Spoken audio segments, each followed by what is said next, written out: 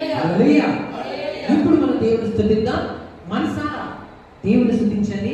దేవుని మీరు స్తుతిస్తున్నప్పుడు గుర్తుపెట్టుకోవాలి, మీకు అడ్డుగా ఉన్న ప్రతి సమస్య అది ఎదుర్కోవడంత బలమైనదైనా దేవుని వాక్య లేఖనాల్లో మీరు చూస్తున్నప్పుడు ఇశ్రాయేల్ ప్రజలకి, దేవుని ప్రజలకి ఎదుర్కోగోడలు అడ్డు వస్తుంది. ఆ ఎదుర్కోగోడలు చాలా పెద్దవి, చాలా బలమైనవి, చాలా శక్తివంతమైనవి. దేవుని ప్రజలు ముందుకు వెళ్ళాలని ఎంతో ఆశపడ్డారు. కానీ వారి ప్రయత్నం కూడా విఫలమయ్యే విధంగా ఆ ఎదుర్కోగోడ అడ్డుగా నిలబడిపోయాయి. అప్పుడు వాళ్ళు ఎంతో వేదన పడినప్పుడు దేవుడు వాళ్ళకి నేర్పించిన ఒక అద్భుతమైన విషయం ఏంటో తెలుసా? మీరు స్తుతించండి, స్తుతించండి. మీ దగ్గర బలం లేకపోవచ్చు, జ్ఞానం లేకపోవచ్చు, ఆ ఎదుర్కొన్న సమస్య, మీకు అడ్డుకున్న సమస్యను జయించే శక్తి మీకు లేకపోయినా దేవుడు శక్తివంతుడు కాబట్టి ఆ శక్తివంతుడు యొక్క శక్తి మీరు చూడాలంటే, యేసు యొక్క శక్తి మనం చూడాలంటే మనం ఏం చేయాలి? స్తుతించాలి. అవి ఏ సమస్యలైనా సరే ఆయనకి తెలుసు. అవి నన్ను ముందుకు వెళ్ళకుండా ఆటంకపరుస్తున్నాయేమో, కానీ మీకు ఒక శుభవార్త, మీరు ఎప్పుడైతే స్తుతిస్తారో ఆ స్తుతి ద్వారా దేవుడు మీరు ఎదుర్కొన్న సమస్యల మీద జయిస్తారు.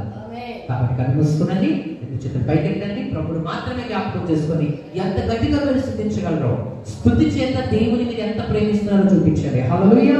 దేవునికి స్తోత్రం, స్తోత్రం, స్తోత్రం, స్తోత్రం, స్తోత్రం, స్తోత్రం, స్తోత్రం, స్తోత్రం, స్తోత్రం, స్తోత్రం, స్తోత్రం, స్తోత్రం, స్తోత్రం, స్తోత్రం, స్తోత్రం, స్తోత్రం, స్తోత్రం, స్తోత్రం, హల్లెలూయా. మనం ఎవరిని స్తుతించాం?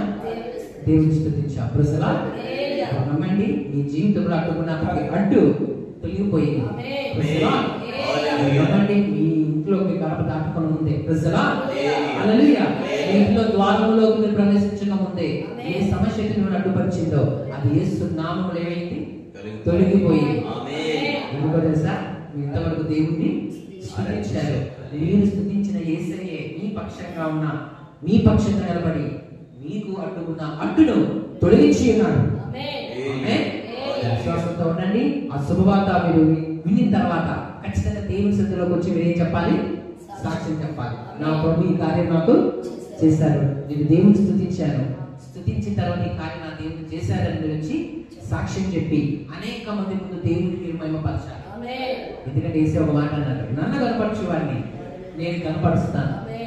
ప్రభుని నేను కనపరిస్తే మిమ్మల్ని దేవుడు మీ బంధువుల మధ్యన, మిత్రుల మధ్యన, మీ యొక్క వీధిలో, మీ యొక్క పొలంలో, మీ యొక్క పని స్థలాల్లో, మీ చదువు స్థలాల్లో, మీరు ఎక్కడున్నా ఏ పని చేసినా అక్కడ దేవుడు మిమ్మల్ని కనపరుస్తారు. మన దేవుడు తలగా చేసే దేవుడు.